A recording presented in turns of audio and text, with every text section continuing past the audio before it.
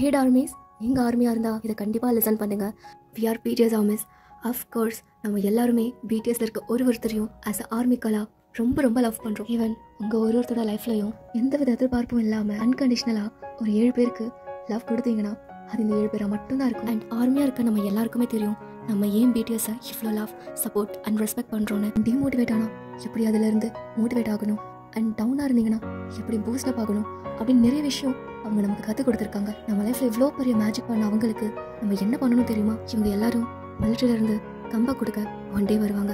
அப்போ அவங்களோட டெசிஷன் எதுவாக வேணா இருக்கலாம். அவங்க என்ன டெசிஷன் எடுத்தாலும் நம்ம அதை ரெஸ்பெக்ட் பண்ணணும்.